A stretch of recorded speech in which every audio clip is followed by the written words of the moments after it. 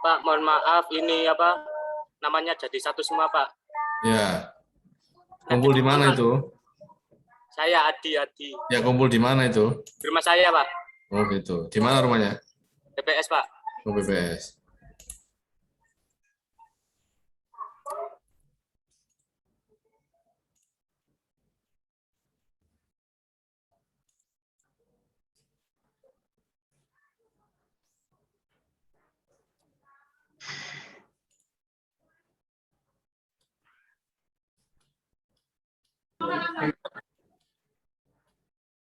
Izin bertanya. Baik, kelihatannya share screen-nya ya.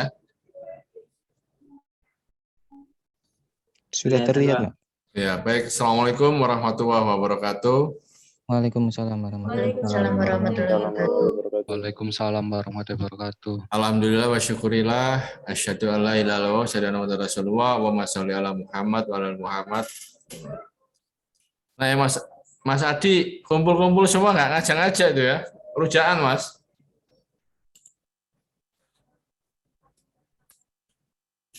Kumpul-kumpul ya, ngajak-ngajak rujaan ya.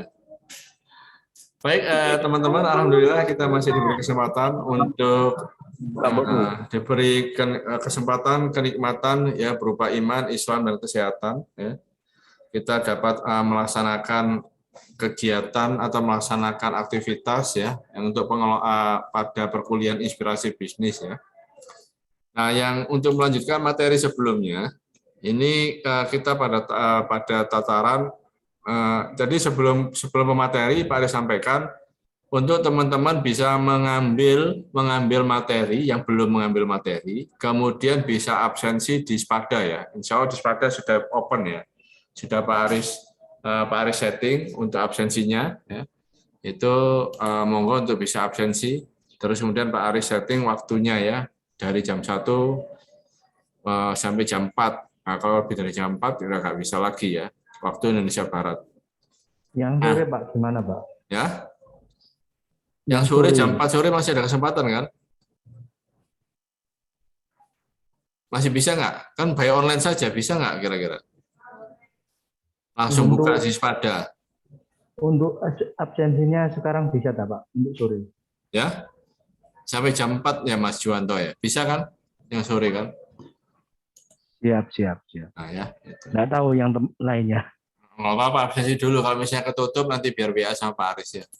Gitu. Nanti kan juga kita juga ada penugasan nanti di forum di sana nanti kan biar bisa tahu yang aktif dan pengumpulan penugasan ya. Itu. Ya. Baik teman-teman, pada harta dan pengelolaannya, ini nek kumpul-kumpul enak offline juga ini ya. Tapi kita masih ada 2 orang yang belum datang kemari ya. Mudah-mudahan kita bisa ketemu online ya. Nah, pada harta dan pengelolaannya itu di konsepnya itu harta, kekayaan atau modal itu harus berputar, tidak mengendap pada satu orang, tidak mengendap pada satu individu, tidak mengendap terlalu lama. Ya. Karena dengan perputaran harta dan kekayaan itu akan memberikan kesejahteraan atau bergeraknya perekonomian. Ya. Dan ini sudah ada di surat Al-Hasyr ya, ayat 27 ya. Ya. Dan janganlah harta itu hanya berputar pada sebagian kecil golongan saja. Nah ini tentunya kalau misalnya Masya Allah, ini sungguh luar biasa bahwa semua sudah diatur, baik dalam bidang perekonomian, ya ini diatur. Kalau misalnya kita berpikir sederhana saja atau berpikir secara mendalam, satu ayat saja kita bisa laksanakan, insya Allah dampaknya itu sudah luar biasa.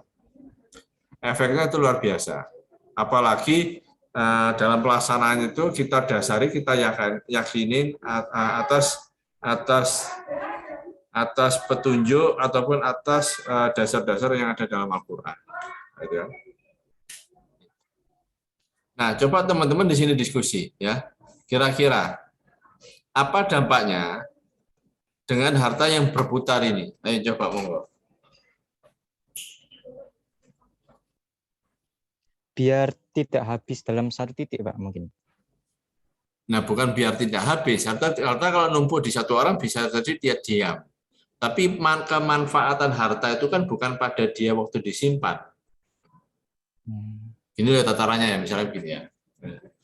Nah, jika jenengan punya uang misalnya sederhananya 1 juta saja ya. 1 juta, jenengan punya uang. Kemudian uang itu jenengan putarkan. Atau kalau misalnya dibilang bisnis ya dibisniskan. Maka perputarannya itu manfaatnya itu bukan hanya pada satu individu saja ya, tapi nantinya juga kalau misalnya butuh karyawan ya karyawan itu yang akan menikmati manfaatnya. Kemudian apalagi perputaran dari yang bisnis kita jalankan, ada suppliernya masuk di sana, ada namanya transportasinya masuk di sana. Nah ini semuanya akan memberikan dampak. Ya, suatu pergerakan perputaran uang itu akan memberikan dampak bagi yang lain. Nah, itu paham maksudnya ya. Itu yang baru tataran produktif. Kalau yang konsumtif saja ya, misalnya jenengan membelanjakan uang, itu yang tentunya kan perekonomian berjalan. Orang yang produksi barang itu berjalan. Nah itu akan memberikan dampak perputaran yang sungguh luar biasa. Itu ya, paham sampai di sini ya? Paham, Pak. Iya, Pak. Ya, kemudian menghindari sentralisasi modal pada segelintir orang. Nah, artinya apa? Kekayaan itu bukan hanya terpusat pada segelintir orang saja. Namun bisa disebarluaskan seluas-luasnya. Bisa memberikan dampak sebesar-besarnya. Ya. Nah, yang berikutnya adalah dapat mengembangkan yayasan kemanusiaan atau menguatkan ikatan persaudaraan dan kemasyarakatan melalui zakat dan infak. Nah, jadi zakat dan infak itu bukan hanya soal bisa membantu orang para muzaki, ya, atau membantu para mustahik, ya, mustahik ya. Tapi juga bisa memberikan dampak bagi lingkungan. Nah, sekarang kita bicara pada wilayah halal haram dalam aktivitas bisnis. Jadi ada beberapa poin yang disampaikan oleh Bikun dalam bukunya yang terbit tahun 97. Ya. Pertama adalah perdagangan alkohol. Nah, ini sesuai dengan dasarnya. Ya. Siapa yang menjual atau memperjualbelikan, siapa yang ikut terlibat melayani, menjadi pelayannya, sampai siapa yang beli, siapa yang jual, ya, sampai kepada siapa yang yang sampai kepada siapa yang mengkonsumsi ya tentunya kan. Ini akan memberikan akan memberikan dampak ataupun akan diberikan sanksi tentunya kan. Ya, sanksinya tentunya tidak di dunia tapi juga sanksinya juga di akhirat terhadap perdagangan alkohol. Nah, sama dengan perdagangan alkohol itu adalah perdagangan obat-obatan terlarang. Ini sama. Kemudian pematung dan seniman sebagai objek pemujaan. Nah, jual beli kan, ya. Itu yang membuat, menjual maupun membeli. Kemudian penjualan dan pembuatan barang-barang haram, ya. Ada pelacuran, ada al-horor. Al-horor itu yang tidak jelas, ya. Kemudian bentuk bagi hasil yang dilarang. Ya, dilarang karena prosesnya juga, dilarang juga karena objeknya juga objek yang dijual belikan atau yang dibisniskan, diusahakan. Nah, sistem bisnis yang Islam itu bagaimana? Jadi bukan hanya soal produknya saja, namun juga dari sisi inputnya, kewirausahaan itu juga melalui prosesnya, ya. Baik itu proses manajemennya, ya, ataupun secara personalnya kewirausahaan. Yang kedua adalah keahlian sumber daya manusia. Kemudian yang ketiga adalah sumber daya modal. Ini dari sisi inputnya. Nah, kalau sumber daya modalnya berasal dari perbankan konvensional yang menerapkan sistem bunga, maka ini tentunya sudah dinyatakan tidak secara Islami dalam menjalankan bisnisnya. Nah, kemudian dari sisi input ya, kemudian dari sisi proses ada manajemen produksi, SDM, keuangan dan pemasaran. Ya. Gitu. Nah, ini kaitannya juga pada berstatusan halal juga ya. Baik itu produksi ya, yang untuk sumber daya manusianya, keuangannya dan pemasarannya. Yang ketiga adalah pada profit dan zakat ya, pertumbuhan, keberlangsungan dan keberkahan. Nah, Pak Aris sekarang tanya ya, itu ada diskusi kelompok, monggo untuk diskusikan dulu ya. Pak Aris langsung nunjuk Mas Adi Permana, Mas Dio, Mas Sahlul, Mas Rifki dan kawan-kawan di sana. Ayo. Coba berikan contoh atau definisi yang secara sederhana, berikan contoh secara sederhana tentang keberkahan. Ayo, diskusi sana. Ayo, coba. Bagaimana contoh perihal keberkahan? Keberkahan Pak ya. Ya.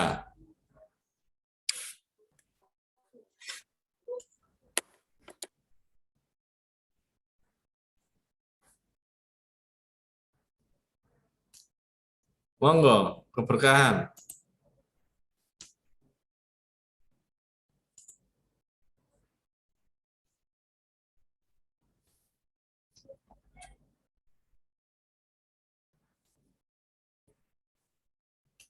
Merasakan nikmat Pak. Dengar. Gimana?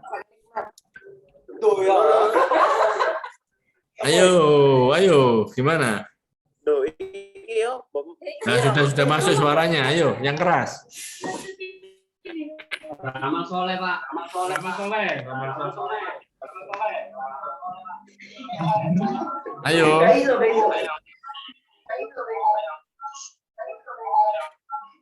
Amal soleh.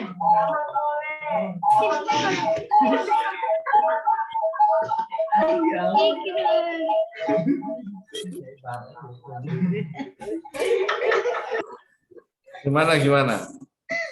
Pak, bentar Pak. Laptopnya nge-lag. Feedback ini tapi bisa gitu loh, feedback loh. Gimana Mas? Ayo coba jawab Mas. Merasakan nikmat Pak. Nikmat bagaimana?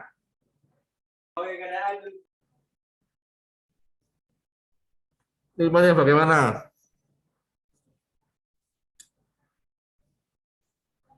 Yang lain bisa bantu? Bisa, Pak. Gimana? Keberkahan itu adalah sesuatu yang diawali, diusahakan dengan cara baik, dan outputnya juga baik, bermanfaat bagi dirinya sendiri dan umat. Ya, yaitu definisinya. Pak Aris kan minta misalnya contoh sederhananya bagaimana? Saya Pak, Monggo silakan. yang paling sederhana sih orang itu nggak merasa bersalah, Pak. Nggak merasa bersalah, Iya, dalam menikmati hasil tersebut. bukan nggak merasa bersalah, apa? Tidak merasa kekurangan. Nggak merasa kekurangan gitu ya. Iya. Jadi contoh sederhana seperti ini, Mas Mbak ya, jangan bisa amati ya. Nah, contoh sederhananya itu jenengan tentunya tahu tentang anjing dan kambing, ya kan? Nah, di dua binatang ini ya, itu mana yang punya anak lebih banyak? Kambing, Pak. Kambing. Ayo. Anjing sama kambing. Rata-rata kalau punya anak banyak itu yang mana? Kambing, Pak. Betul kambing? Insya Allah, Pak. Anjing, Pak. Hah? Anjing, Pak. Lebih Ya. banyak anjing, Pak. Ya lebih banyak anjing daripada kambing ya. Itu. Lebih banyak jumlah anaknya anjing dan daripada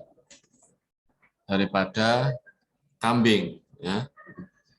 Kalau anak kambing rata-rata kan kisarannya pada 3 dan sebagainya, tidak sebanyak anak anjing. Itu ya. Itu poinnya. Nah, itu berarti lebih banyak mana anak anjing atau anak kambing? Anjing, Pak. Anjing. Anak anjing ya. Nah, kemudian definisinya lebih bermanfaat mana ya bagi manusia ya antara kambing dan anjing? Kambing, Pak. Kambing, Pak. Karena kambing sampai susunya sampai kulitnya pun juga bisa dimanfaatkan ya. Nah, inilah yang dimaksud dengan keberkahan.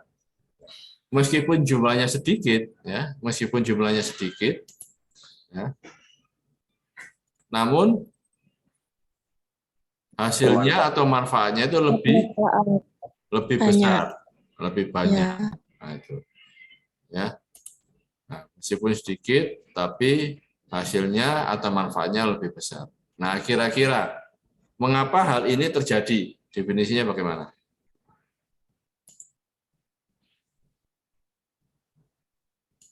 Mengapa?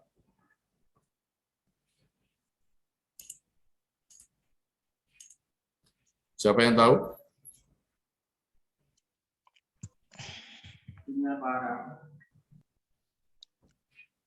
Kalau anjing itu tidurnya jam berapa kira-kira? Malam banget. Malam Sih, banget ya, sih. karena masih ngomong. Heeh. Malam. Kemudian bangunnya jam berapa? Siang, Pak. Siang. Hampir siang. Kalau kambing tidurnya jam berapa?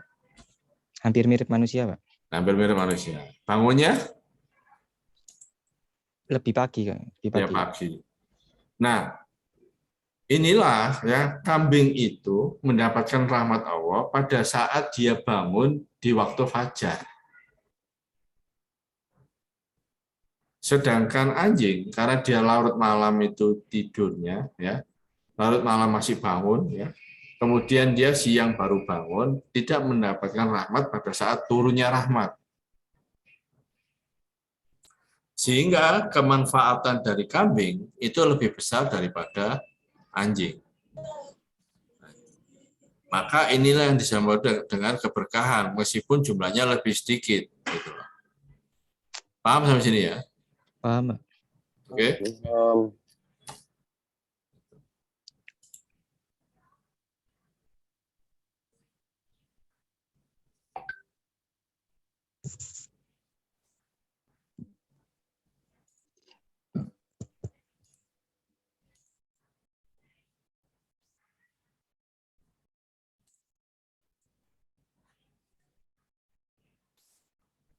Baik, kita lanjut pada materi selanjutnya.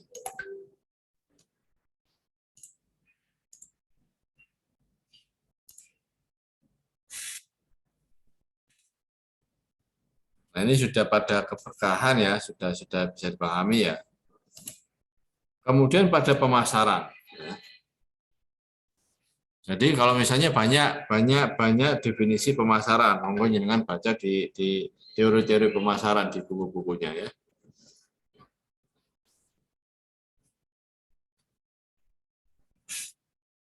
Jadi pemasaran itu bukan hanya memindahkan barang dari penjual ke pembeli, tapi juga bisa meliputi kepada pelayanan, ya. Kemudian kita bisa meliputi kepada proses atau kegiatan promosi, ya.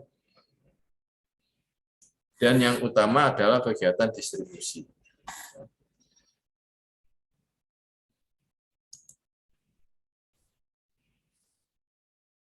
Nah, dalam pemasaran tentunya juga ada dasarnya, ya. Barang siapa yang memelihara silaturahim, ya, maka Allah akan menganugerahkan rezeki yang berlimpah dan umur panjang. Nah, itu. Ini adalah berkah dari silaturahim. Dan juga pada kalau definisikan ke pemasaran, ya personal touch kan juga masuk tidak.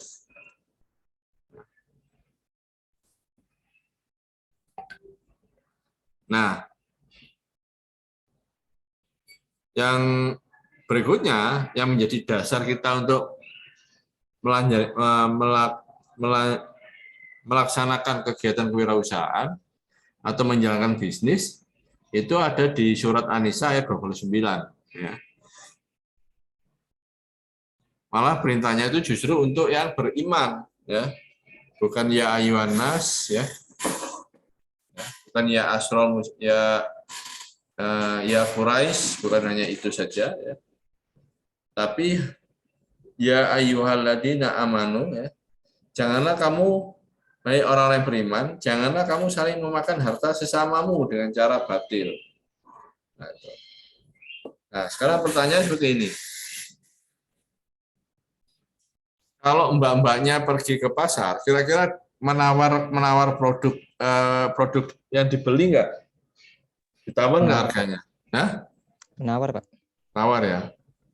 Padahal kalau sebagian secara analisa, ya, ini analisa tentunya kan, penawaran kita yang jumlahnya 1.000-2.000 itu tidak memberikan, tidak mengayakan kita kan, tidak membuat kita menjadi miskin kan gitu.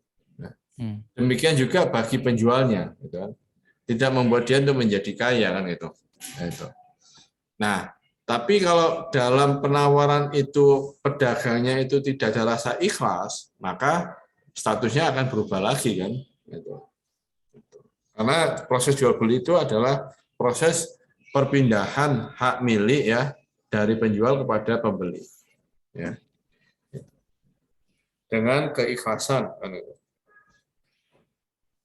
Nah, jadi artinya dalam Al-Quran juga banyak contoh-contoh itu yang menganalogikan atau mencontohkan kegiatan bisnis, kegiatan usaha atau kewirausahaan direkam dalam Al-Quran.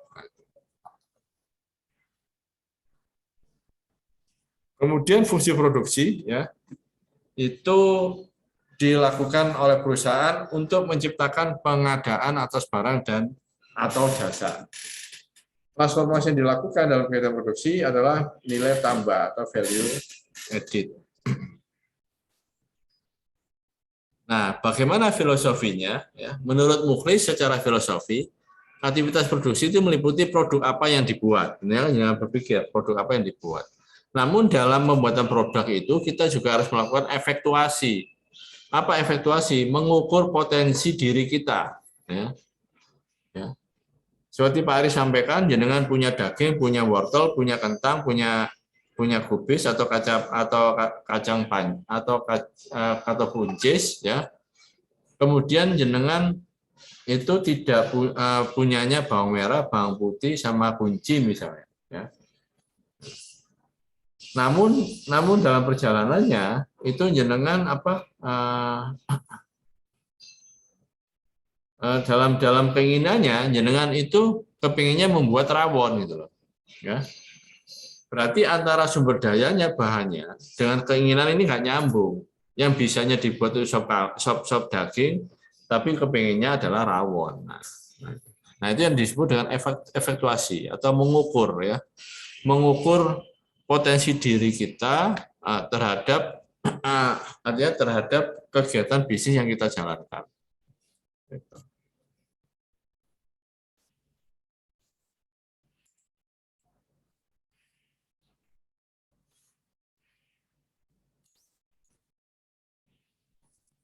Yang berikutnya adalah dengan etika bisnis fungsi produksi. Jadi fungsi produksi itu orientasinya atau tujuannya adalah untuk pencapaian harmoni atau keseimbangan bagi semua. Atau beberapa pihak yang berkepentingan dengan masalah umum.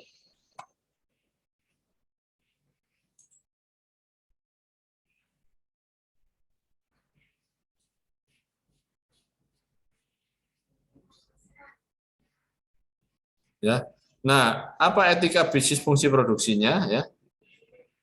Yang pertama itu adalah yang perlu diperhatikan oleh kaum muslimin ya, baik secara individu maupun bersama ya, adalah pertama bekerja pada bidang yang dihalalkan oleh Allah. Ya. Kemudian yang kedua tidak melampaui apa yang diharamkannya. Yang keempat ya, itu untuk memenuhi kebutuhan setiap individu. Nah, kita produksi tapi untuk memenuhi kebutuhan individu.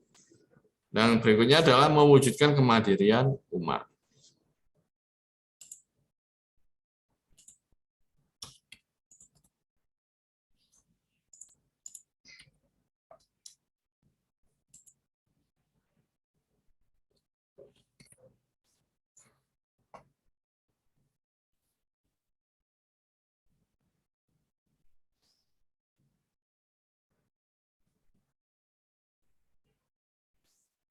Nah, yang berikutnya ini adalah adanya nilai pertanggungjawaban.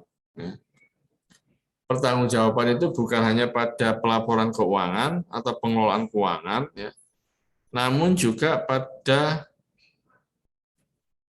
pemenuhan janji juga pertanggungjawaban.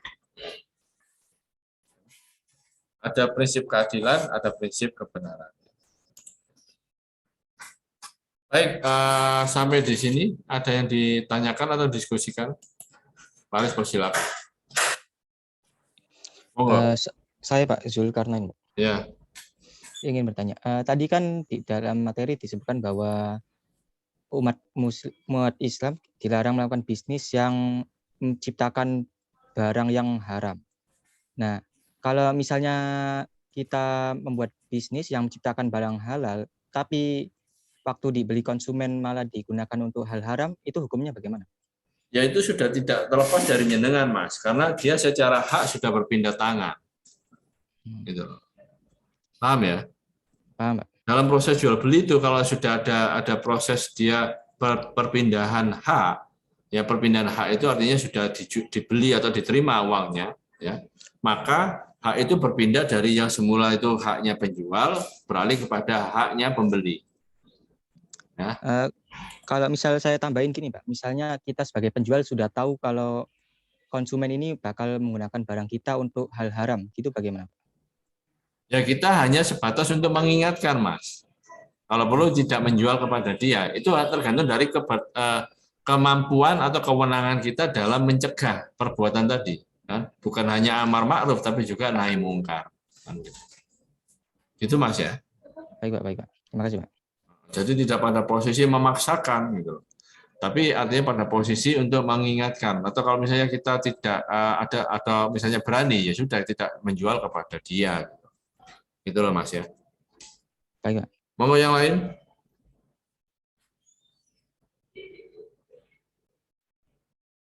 Mau yang lain silakan.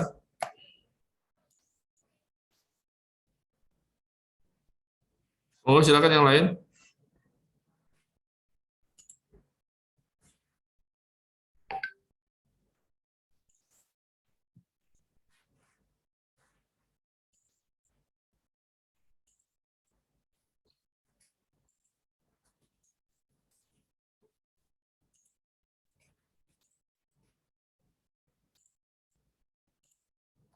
Monggo yang lain dipersilakan. Katanya tanyakan Izin, Pak. lagi. Izin Pak Nah, bertanya. silakan. Tadi kan disebutkan tentang keberkahan ya Pak. Tentang bagaimana outputnya ada salah satunya adalah zakat dalam berbisnis. Bagaimana menurut Bapak tentang pajak itu? Memang kita berkewajiban untuk membayar zakat, tapi ketika kita ngomong tentang bisnis di Indonesia kan tentunya pajak. Apakah pajak ini sama dengan nilai zakat? Terima kasih. Gini Mas, langsung gini aja Pak Aris jawabnya sederhana dan ini sudah lama ya. Bahwa kita pembayaran zakat di lembaga yang sudah tersertifikasi atau diakui oleh pemerintah itu dapat menjadi potongan bagi pajak. Oke? Paham sampai sini? Ya, Nah, jadi kalau misalnya bagaimana dengan pajak? Pajak itu kewajiban yang diatur dengan hukum formil kan begitu. Namun artinya kita tidak full membayarnya karena sudah terpotong terhadap atau terpotong oleh zakat yang kita sudah salurkan atau kita bagikan ya pada periode tertentu sesuai dengan periode zakat ya. Dan itu memang diperbolehkan ya. Jadi kan sama saja sih. Ya, sama aja. Kalau misalnya jangan bayar pajak juga artinya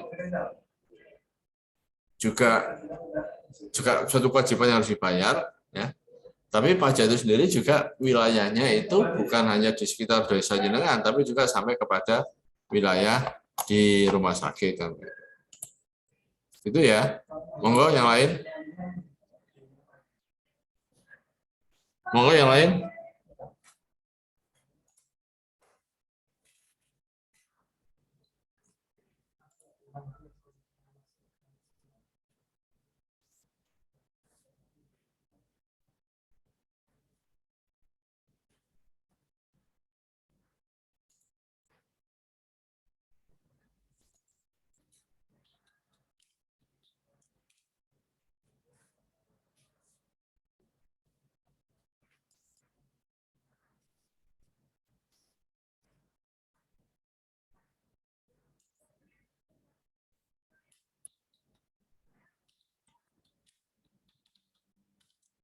Ada pertanyaan?